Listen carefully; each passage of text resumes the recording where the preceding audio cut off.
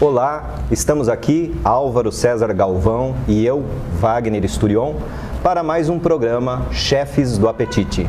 Álvaro hoje vai nos apresentar um vinho, claro, né? E já vamos até começando já por ele, porque o verão está entrando com força, apesar de estarmos na primavera, muito calor, então vamos pegar um vinho branco. Para degustarmos hoje com o chefe Luciano Macri, que está nos visitando e vai aqui participar de um bate-papo, tomando um bom vinho comigo e com o Álvaro César Galvão. Prazer. Como vai? Tudo bem, gente. Excelente, né? Começando numa temperatura justa, com um bom vinho. E esse é um vinho que serve perfeitamente para agora, para os pratos de verão. O que estamos sendo servido? Vai ser um moscato. Sim. Yellowtail é uma marca extremamente conceituada, é um case. Sim. E a vinícola é uma vinícola australiana. Ok. Que tem espalhado pelo mundo inteiro. É muito interessante. E é um moscato, vinho leve. Sim. Frizzantino. Você, que é o homem da cozinha, pode já pensar numa variedade de pratos e a gente brindando. Saúde. Então. Saúde.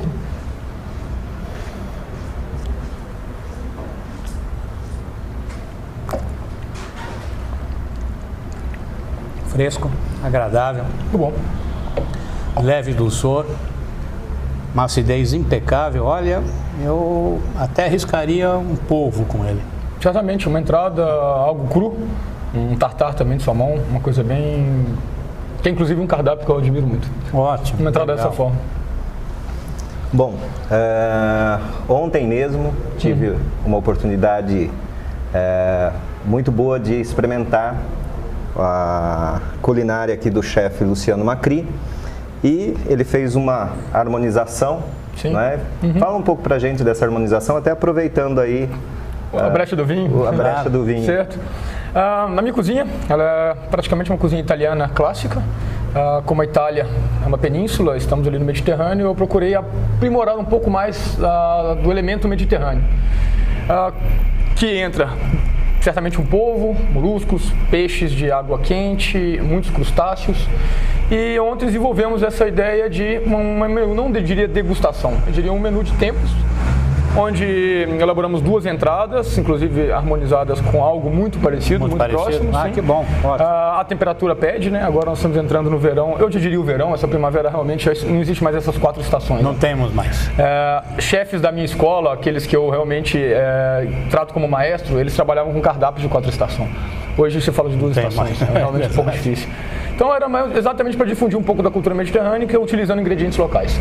Temos muita variação de peixe, temos 4.000 quilômetros de litoral praticamente no Brasil, então tem muita coisa a ser explorada em diversas técnicas, texturas, cores e gostos. Você então, tem fornecedores locais? Sim, tem bastante fornecedores locais, sim. Trabalhamos com alguns ingredientes importados, porque realmente reproduzir é um pouco difícil por não existir a técnica. Mas muita coisa hoje no Brasil, um exemplo, fugindo um pouco do tema peixe, é o Nordeste. O Nordeste hoje é o maior exportador de queijo de cabra do mundo. Então, assim, já é uma cultura que era um pecorino italiano que começa realmente a derivar e acho que imigrantes, né, começam realmente a aprimorar e passar a cultura e novos empreendedores começam a apostar nesse mercado. Novamente, você lembrou um petisco que iria muito bem com esse moscato. Perfeitamente. Né? Pela acidez, pelo conjunto. Basta uma lasquinha dele, inclusive, já era um casamento perfeito. Luciano, como é que você pensou em seguir essa carreira de chefe de cozinha? Essa é uma história um pouco curiosa. Eu, como primeira formação, eu fui militar da Aeronáutica Brasileira. Sou filho de italianos, mas nasci em Belo Horizonte, sou mineiro.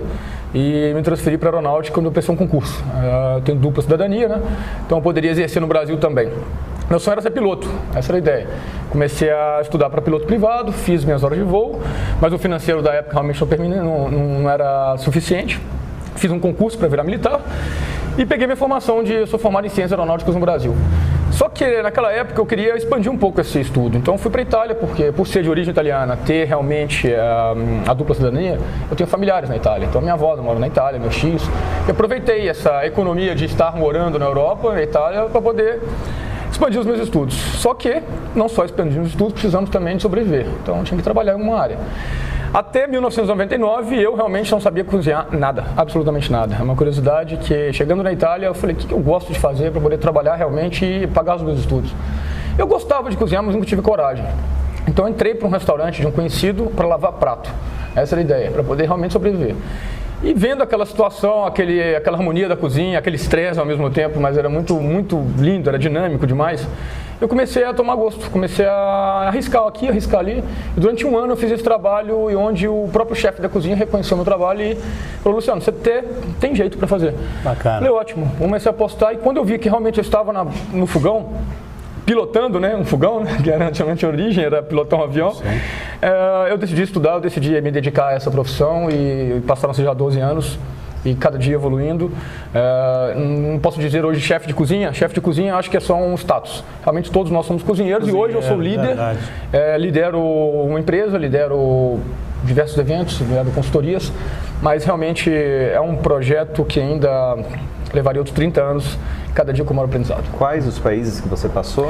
Passei por Itália, Grécia, Suíça, Áustria, basicamente esse registrado, e trabalhei diversos projetos, entre eles hotéis, restaurantes, consultor também na Suíça, mas grande parte na Itália, 8 anos na Itália em algumas cidades. E você é da sua terra natal? Minha terra natal, Belo Horizonte, eu não sei tive... se você sabe, no nosso primeiro programa, a Elzinha Nunes veio aqui e nos deu uma entrevista fantástica e abriu com a culinária mineira. Fantástico. Coincidentemente, eu morava um quarteirão do primeiro restaurante dela. Que beleza. E é um paladar, eu acho que a cozinha mineira é uma identidade particular. O Brasil, falaremos um pouco mais, mas o Brasil ele tem identidade própria. Todo mundo fala que a cozinha do Amazonas, talvez seja a identidade bem raiz brasileira, né? Mas a mineira tem um meio baiano com um meio de tropeiro e tem uma particularidade diferente, que é um pouco escravo, mas um pouco também de identidade vamos falar, de personalidade. Exatamente. Coisa que o paulista também tem, né? Uma curiosidade é que qualquer 10, 15 quilômetros que você sai de Belo Horizonte, né, você tem um galinheiro onde você escolhe a sua galinha caipira e faz um frango ao molho pardo de uma forma divina. Maravilha. Muito rústico. E o que o fez retornar ao Brasil? Sim, eu fiz minha vida na Itália, né? Eu estudei na Itália, adquiri uma outra profissão. E há 2 anos atrás, exatamente, eu fui casado na Itália. Minha esposa, minha ex-mulher, ela é brasileira. Retornamos ao Brasil por um trabalho dela, onde eu estava realmente chefiando um restaurante na Itália. Sentamos para discutir o Brasil. E o Brasil é um país emergente de um potencial enorme. Falando de gastronomia, nós estamos em São Paulo, onde hoje em São Paulo tem o maior número de estabelecimentos físicos destinados à gastronomia do mundo. Não é ainda o maior em variedades, mas estabelecimento cadastrado ainda é o maior, já é o maior. E matéria-prima então, gente, infinitas variedades.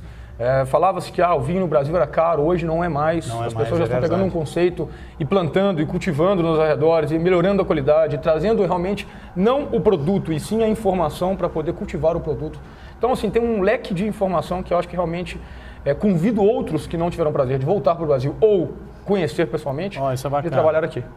Essa é realmente um projeto interessante. Atenção, porque isso é uma verdade, muita gente saindo daqui para ir para fora e a gente tem aqui um vasto caminho a ser seguido. E falando dos vinhos, acabei de voltar da Avaliação Nacional de Vinhos, fiquei uma semana novamente lá no Sul e a qualidade dos vinhos está em conteste. Fantástico isso. E nós temos 40 anos praticamente, contra 2000 do Velho Mundo. Exatamente. Então, estamos andando mais do que eles andaram. Concordo. Né? Eu estive há 3 anos atrás numa feira onde o Malbec ganhou um grande prêmio. Claro que nomes são variantes, são tantos variantes, né, nas vertentes que realmente é difícil. Mas isso há 3 anos antes de retornar ao Brasil. Então, tem realmente uma evolução e essa evolução tem que ser respeitada e tem que ser divulgada. Ótimo. Porque hoje, próxima a grandes eventos, nós temos aí Copa do Mundo, nós teremos Olimpíadas, teremos o Rotary aí no Brasil também, que vai movimentar muitas pessoas. Eu acho importante valorizar isso agora. Temos tempo ainda de realmente fomentar e defender, né? E defender, porque é marca própria, é marca nacional. Sem dúvida. Exatamente. A pergunta agora para os dois. Vocês acham que nós temos profissionais preparados ou vamos conseguir preparar profissionais tanto para o vinho, né, o serviço do vinho, quanto para o do restaurante, para a Copa, para as Olimpíadas? O senhor Álvaro, mais experiente, responder primeiro. Com relação ao vinho, posso garantir a você que todos os enólogos que vêm de fora, todos os visitantes que vêm de fora, sejam produtores ou sejam sport managers, que vêm ao nosso encontro, onde nos encontramos em almoços, em jantares, elogiam o nosso serviço. Dificilmente você vê um país, por mais tradição que tenha, em termos de vinhos, fazer um serviço tão bem feito, tão adequado em termos de temperatura, em termos de taças, em termos de serviço, de modo geral, com relação ao vinho. Com relação à gastronomia, está caminhando, estamos hoje na busca, o Luciano acabou de falar, estamos na busca de fornecedores, procurando nos cercar de coisas mais próximas, para que você tenha não só os orgânicos, mas o frescor desses alimentos, para não terem que viajar 8.500 quilômetros de costa, né? Então, eu creio que sim, mas a gastronomia é com ele. Ok. Bom, eu posso fazer um pequeno comparativo, não desmerecendo ou favorecendo países, mas vamos falar um pouco da escola europeia com relação à formação gastronômica. Não existe ainda um curso superior. É considerado um curso técnico. Assim como um piloto de avião é um curso técnico, um cozinheiro na Europa ainda é um curso técnico. Um curso técnico onde o estudante, ele decide lá no final do científico, que mudou até o nome, né? Agora um outro nome, o terceiro ano científico, ele escolhe se ele quer o clássico ou se ele quer o hotelaria e turismo. Sim. Então ele já é preparado logo na saída da adolescência para esse setor, porque são países realmente onde atrai o turismo. Sim. Então é necessário. O Brasil, por que não? É um país também que atrai o turismo. Então, acho que deveria, hoje, não só as formações privadas, tá? Porque não existe um curso de gastronomia na instituição federal, deveria ser valorizado assim, e não outra. Por terem criado um título gastronômico, uma graduação de gastronomia, aqueles que não possuem a graduação, eles realmente são um pouco desmerecidos no mercado. Só que para conseguir hoje um título de graduação no Brasil, você precisa de R$ 2.500 mensais, nas médias universidades. Sem dúvida. E como que vamos descobrir talentos num país que realmente ainda não tem uma parte alavancada financeira? Então, eu acho que está entrando numa contradição que as pessoas que podem realmente estar num curso de gastronomia de 2 anos e meio a 3 anos e se qualificar chefe de cozinha, teoricamente, ela, quando entra na cozinha, vê muitas vezes que não é aquilo que ela gostaria de fazer, porque é um trabalho árduo. Todo mundo fala chefe de cozinha, glamour. Sim, na frente da televisão, nas câmeras, os pratos finalizados, é um glamour. Glamour para meia dúzia, né? 14 horas na cozinha, selecionando ingrediente, coordenando equipe, não permitindo erros, porque se o prato chega na mesa com erro, realmente volta. Então, está tendo esse contraste de descobrir novos profissionais interessados e aqueles que podem ter a capacitação. Então, acho que deveria realmente ter um meio termo de tudo isso e definir. Desculpa, gente, por favor, peço perdão. Está te chamando. Exatamente. Hoje nós temos um evento. Eu sei disso, nós estamos 3 horas da tarde. Atrasados, exatamente. Mas eu acho que serve até de alerta. Nós não queremos atrasar você. Não, sem problema, que isso. Certo? Você tem alguma outra pergunta interessante? Tem outra pergunta aqui para ele, assim. O que a gente gostaria de saber aí Sim. é como é que se cuida do nome e da imagem de um chefe. Como é que se faz o nome e a imagem de um chefe nesse mercado? Eu aprendo também essa afirmação todos os dias. Ser chefe de cozinha, estar na cozinha, você aprende novos desafios com novas pessoas que você trabalha. Agora mesmo um exemplo no evento de ontem, trabalhei com novas pessoas e novas estruturas, então ali é preocupante porque você fala, nossa, eu tenho que defender realmente aquilo, a expectativa dos convidados, mas de repente não tenho a segurança de estar naquele local. Então eu acho que a humildade é a primeira resposta. Você ser humilde de entrar numa equipe de cozinha, você estar chefe, você não é melhor do que ninguém. Não existe chefe de cozinha melhor do que o outro. Existem diferentes conceitos que têm que ser respeitados. Então eu acho que a humildade é a primeira colocação e a outra é a perseverança e a determinação de realmente querer aprender cada vez mais e ensinar. Porque não adianta você aprender também que na cozinha você trabalha em equipe. Se você não ensina naquele momento, você não será ninguém, realmente. Você não será tratado como chefe. Essa é uma resposta, acho que... Luciano, você é um chefe que presta consultoria também. Sim. Uhum. Você precisa ter mais paciência com o cliente, vamos dizer, com a exigência do cliente, Sim. ou ensinando a sua equipe. E por que você optou pela consultoria e não abriu um restaurante? Sim. Vamos começar pela segunda pergunta. Eu optei ainda por consultoria porque eu ainda acho que tenho que aprender os erros de outras pessoas. Porque ser consultor é defender aquilo que você consegue suprir o erro. Mas você é consultor de um determinado ponto no restaurante, que é a cozinha. Mas eu trabalho muitas vezes com consultores do salão, com consultores de fornecedores, consultores no back da história. Então eu estou ali aprendendo o erro realmente e aqueles consultores estão me ensinando para poder, com a sua somatória de erros, desenvolver realmente o meu restaurante. Não falta muito, acredito eu. Já tem um bom tempo que eu estou nesse segmento em consultorias. Mas eu ainda não abri o meu porque eu ainda acho que não aprendi a lidar com ainda todos os erros que gerenciam um restaurante. Tem uma frase de um personagem muito interessante, que era um dos administradores da TAM, trabalhava na geração Rolim, que falava que administrar um restaurante é muito mais complexo que uma companhia aérea.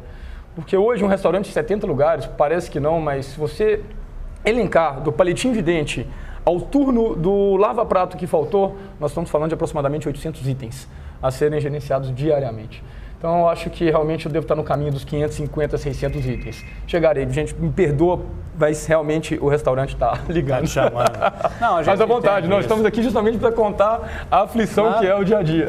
Bom, e isso faz parte do Claro, faz parte do dia a dia. E o nosso programa tem essa característica. Nós queremos um programa bem autêntico e verdadeiro. Exatamente. E nada mais verdadeiro do que o pessoal correndo atrás de um chefe que está hoje aqui nos dando, né, essa preciosa entrevista, esse depoimento maravilhoso.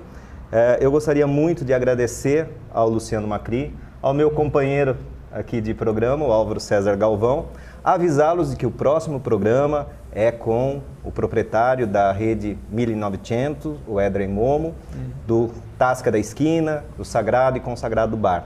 E também gostaria de agradecer aos nossos apoiadores, a Isto é Brasil, que nos serviu aqui desses móveis, a FFW Propaganda, que ajuda aqui na nossa produção, faz toda a parte de cenário e de filmagens para nós, a Caldagro e Associados, ao portal do Food Service, onde vocês vão assistir e estão assistindo a essa entrevista, e ao Divino Guia.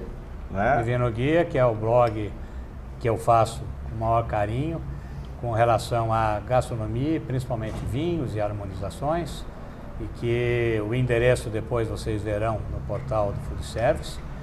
E a todos aqueles que nos patrocinam, como por exemplo esse belo moscato, que foi a importadora Abiflug que nos cedeu, sem pensar até em agradecimento, mas como eles são muito amigos e a gente vive desses momentos, e o vinho é gregário.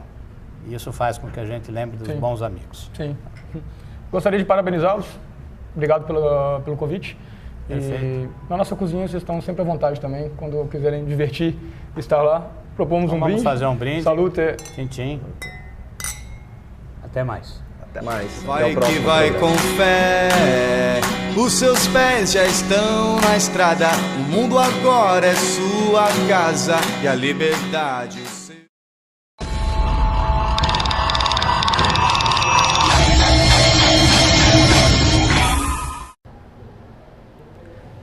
Passamos agora para o segundo bloco do nosso programa Chefes do Apetite. Estamos aqui com Adriana Furquim, que é consultora na área de alimentação fora do lar, e estará sempre conosco no segundo bloco do programa, respondendo algumas perguntas, fazendo alguns comentários sobre esta área que é bastante complexa, não é, Adriana?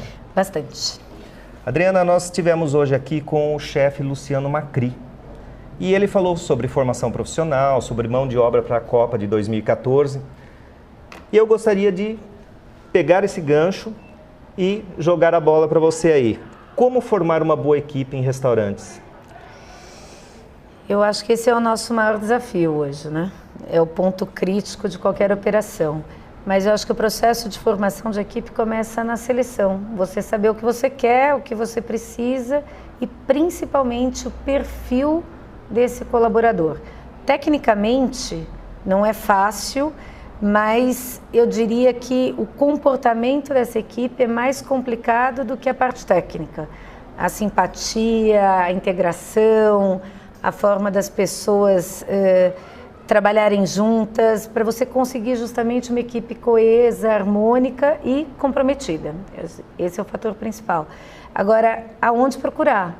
Né? Então, hoje a gente tem um monte de escolas profissionalizantes que ainda não dão conta do recado.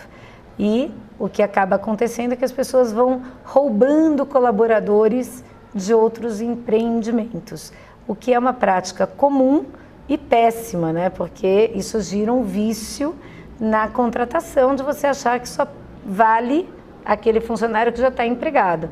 Tem gente boa por aí, agora tem que peneirar, tem que entrevistar, tem que perder tempo e depois colocar esse funcionário para dentro, tem que formar, com treinamento, com atenção, comprometimento dos sócios mesmo, dos donos e gerentes, gestores, para que essa equipe ela realmente se torne uma equipe, uma grande família, né? Uma equipe integrada e que tenha um único objetivo, que é o sucesso do empreendimento. Empreendimento, sucesso, equipe satisfeita, política justa de salários, benefícios e tal, tudo fruto de um resultado positivo, não dá para começar errado, né? Então, eu acho que é por aí. Existe alguma receita para um restaurante não errar tanto com a equipe no atendimento do cliente? Uma regra, uma receita, alguma dica que você possa deixar? No atendimento, eu acho que tem 2 pontos importantes. Primeiro, a gente tem um buraco enorme, uma vala enorme entre a formação educacional e cultural das nossas equipes. Então, se você quer que ela atenda bem um cliente do seu nível cultural, você tem que passar essa informação, fazer com que ele tenha algumas vivências, levá-lo em outros estabelecimentos, levá-los, né, em outros estabelecimentos, para que eles tenham essa vivência, eles saibam o quanto é importante eles se sentirem bem atendidos, mal atendidos, a diferença deles serem atendidos, porque essa equipe que atende, ela não é atendida. Então, para ela achar essa diferença entre ser bem atendido e mal atendido, só ele vivenciando. Esse, para mim, é um dos pontos que podem fazer a diferença. Leve a tua equipe em outros concorrentes para eles sentirem o serviço. Por outro lado, é a presença do dono ou do gerente na frente de atendimento. É muito fácil você colocar um bom maître, um bom garçom fazendo esse cartão de visita, sendo esse cartão de visita. O duro é você estar presente e corrigindo, né, ou remediando eventuais falhas. Existem alguns ditados que comprovam, né, a questão da presença do dono, engorda o boi, né, a gente fica mais atento com isso. Eu acho que tem que estar presente.